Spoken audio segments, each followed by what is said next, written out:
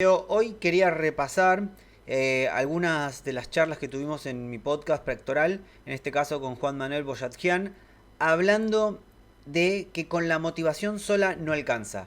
Quiero que escuchemos un poco este fragmento y luego reflexionemos sobre él.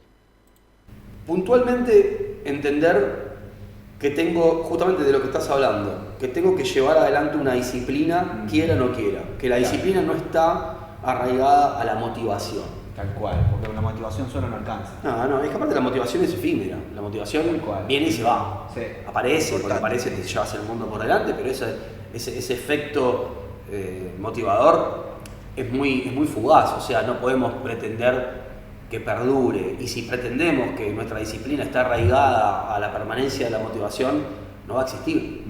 Yo creo que la única manera de superarse en algo es ser constante. Para ser constante tenés que ser disciplinado. Bueno, este fragmento me parece sumamente importante. Primero lo que estamos charlando acá es que con la motivación sola no alcanza.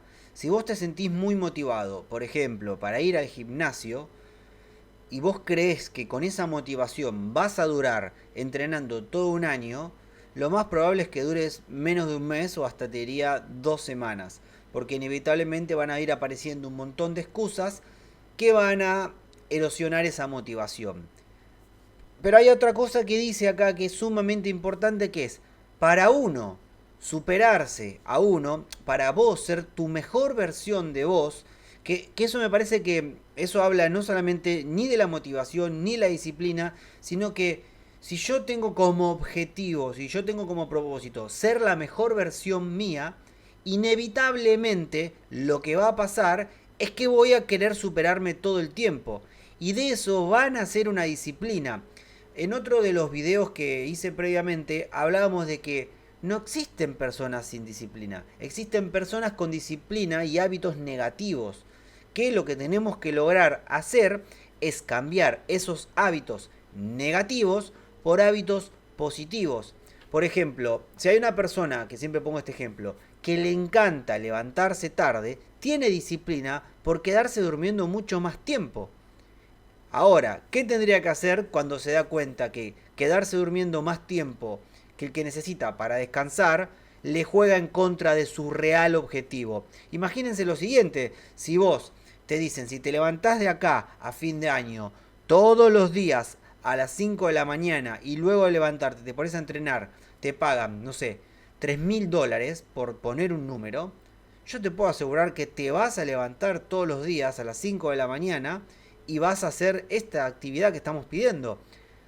¿Pero por qué? Porque de repente aparece un objetivo, en este caso puse algo monetario para que sea más concreto, al cual vos sabés al cual vas a querer llegar. Entonces, de esta manera, la disciplina se va a modificar de algo de quedarse durmiendo a que sea negativo a algo positivo. Por eso, para ser constante necesitas disciplina, y para tener disciplina necesitas erradicar los hábitos negativos, sacándolos y poniendo hábitos positivos. Sigamos. O sea, yo he conocido personas que en determinados rasgos de su vida quizás no son disciplinadas, pero en aquello que hacen bien son hiperdisciplinados. Clave. No podés no hacer algo bien si no sos disciplinado. Quizás tengan un método de disciplina que pueda ser cuestionado, pueda ser polémico, Sí. pero lo tienen. Porque si no, no podés destacarte en algo. Entonces, si Esto también me parece sumamente importante, que no existe una manera de ser disciplinado. Está bueno poder entender eso. Hay personas que quizás tienen que hacerse un recuadrito en un pizarrón y ir poniendo las tareas que tienen que hacer día a día con un objetivo semanal. Por ejemplo, hay otras que utilizan, como yo, después de hacer un curso de gestión de tiempo, Trello, que es un organizador de tareas en el cual uno, si lo vincula a un calendario, va a ir sabiendo disciplinadamente las tareas que tiene que hacer día por día. Existen un montón de maneras. También es importante que vos identifiques cuál es tu manera de ser disciplinado con lo que vos querés. Pero como decíamos previamente, para vos poder encontrar tu método, tenés que encontrar previamente tu objetivo. vos querés crecer en algo, de alguna manera tenés que Dedicarme tiempo. sí, dedicarle tiempo, plantearte pautas, insistir Esto es importante. Si vos sabés que un camino probado, no probado por vos, porque capaz que todavía no lo hiciste o lo estás haciendo y te sale medio errático en cada paso que das, pero quiero decir, si vos sabés que un camino es productivo, por más que te cueste insistir hasta tratar de superarlo, digamos. Claro. Lo que no significa que si vos estás simplemente experimentando y no sabés cuál es el resultado porque alguien no lo probó, etcétera, y te equivocás, deba ser el correcto. A veces tenemos que entender que el error nos hace ver que quizás hay otro. Claro. Otro camino. Bueno, acá es algo que siempre, que creo que es una de las bases de las cosas que más tratamos de formatear en nuestros estudiantes en el laboratorio de actuación, que es el error. Que algo de lo que hagamos y de eso que estamos haciendo emerja un error, no quiere decir que ese error, si yo lo identifico y entiendo por qué está sucediendo ese error, no lo pueda trabajar. Que emerja el error de algo en lo cual yo estoy comprometido a hacer, en algún punto es fabuloso.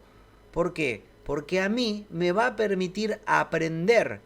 Siempre y cuando yo identifique, che, estamos teniendo el error en esto a la hora de montar, por ejemplo, esta obra, si lo logramos identificar como compañía, vamos a decir, ok, bueno, mirá, quizás tenemos que replantearnos la manera de difundir la obra, quizás tenemos que replantearnos la manera de ensayar, etcétera, etcétera, etcétera.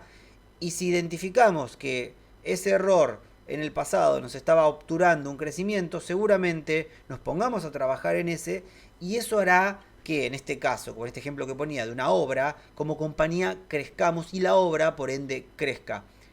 El error es la mejor cosa que nos puede pasar, siempre y cuando lo logremos identificar y nos pongamos a trabajar en ello. Porque otra de las tendencias que suele ocurrir es que si ocurre el error, trato de ocultarlo y como que no pasó nada. No, eso no me da ningún tipo de sabiduría, ni me da ningún tipo de crecimiento sobre yo lo que quiero para seguir superándome.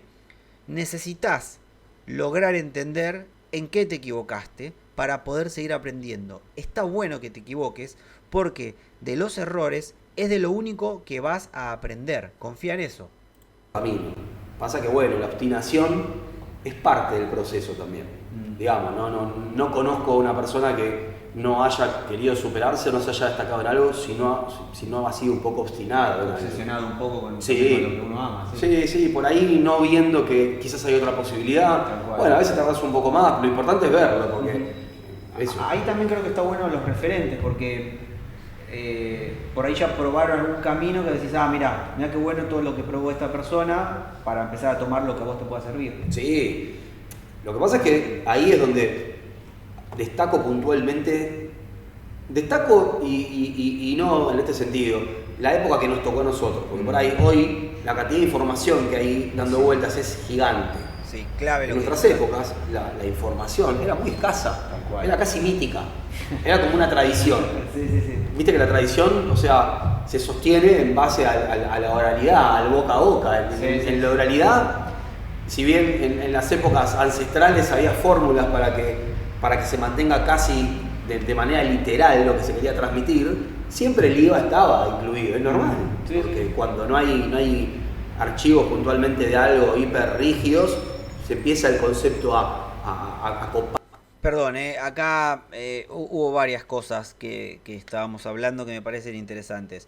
Una que es, a veces hay palabras que tienen una carga negativa que la sociedad les pone que uno no logra entender por qué las tiene. Una es la obsesión. Estar obsesionado, como yo le contaba acá a Juan, en lo que amás, es sumamente importante. Porque imagínate que si vos tenés un objetivo con el cual estás obsesionado, como decía previamente, no te va a dejar dormir porque vas a querer levantarte, en este caso no te quedarías acostado procrastinando más tiempo, para empezar a trabajar hacia ese objetivo. Digo, yo siempre cuento la misma historia. Cuando iba a la escuela, que iba por la mañana, los días de semana, me costaba muchísimo levantarme a la mañana, que normalmente tenía una hora de viaje o a veces después nos mudamos media hora. Y me costaba mucho levantarme tipo 6 de la mañana para ir a la escuela. Ahora, los días que había campamento, yo era el primero en levantarme, antes que mis viejos. ¿Qué quiere decir esto? Que no era que mi hábito de quedarme durmiendo más tiempo tenía que ver con que yo soy un vago, por decirlo de alguna manera, sino que estaba relacionado a mi objetivo. Cuando mi objetivo era irme de campamento, en el cual yo sabía que iba a estar con mis amigos, jugando al fútbol y divirtiéndome, básicamente me levantaba antes que mis padres. Por lo cual, es muy interesante entender que lo que te va a modificar es estar obsesionado realmente con lo que vos querés. Si vos no estás obsesionado con lo que querés, es muy probable que no sé si lo quieras tanto. Está bueno que estés obsesionado con lo que querés, que eso no te deje pensar y a su vez no te distraiga con otras cosas brillantes que van a aparecer en el camino. Y otra cosa que hablábamos que me parece sumamente importante son los referentes. Los referentes son personas que ya transitaron caminos similares a los que vos querés y de ellos vas a aprender un montón si los estudias. Hay muchísimas personas exitosas a lo largo de la historia que si vos empezás a leer sus biografías o empezás a investigar un poco cómo fueron sus vidas, te vas a dar cuenta que hay patrones que se repiten. Que hay momentos en los cuales estuvieron obsesionados de un primer momento con algo y a lo largo del tiempo en eso seguían trabajando. Y esta curva de crecimiento que vas a ver en esas personas tiene que ver con una disciplina, con una constancia que dedicaron a ese gran objetivo y con eso llevó que se puedan superar día a día. Para un poquito con el agregado de cada uno, etc. Entonces, en nuestros momentos, casi en la mayor parte, en lo que es el entrenamiento puntualmente, porque hubo disciplinas que ya fueron adquiriendo en la vida, no es algo nuevo esto que voy a decir, pero ya habían adquirido un desarrollo muy importante para principios del siglo XX, para mediados, para finales. Nosotros somos de finales del siglo XX y de alguna manera esta disciplina que tiene que ver con el entrenamiento del fitness o el culturismo era nueva, era bastante moderna porque no tenía, para fines de la década del 80 no tenía ni siquiera 100 años, claro, real. Entonces todo lo que aprendíamos, lo aprendíamos porque lo escuchábamos, porque lo decía tal, te llegó que era tal cosa. Sí. Y yo fui de los que aprendí mucho al prueba y error.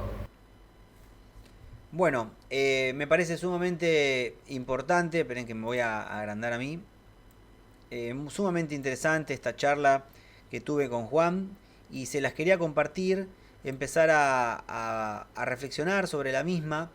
Y es otra parte que vamos a empezar a hacer en el canal, que es empezar a reflexionar sobre estas charlas que tuve en los podcasts que me parecen sumamente importantes porque emergen un montón de temas claves para hablar que nos pueden dejar pensando y a más de uno pueden ayudarlo a encaminar algunas dudas que tengan. Como siempre les pido, si les gustan estos videos, por favor suscríbanse, así podemos seguir enfocando de este contenido al canal. En breve se van a venir unos vivos que van a estar relacionados con hablar sobre algunas personas exitosas, sobre biografías de personas sumamente interesantes y después también algunos vivos como los que hemos hecho en la pandemia que vamos a retomar, que tienen mucho más que ver con analizar películas, analizar directores, analizar actores y cómo transitaron estas mismas. Bueno, esperemos que les sirva y nos vemos muy pronto. Chau, chau.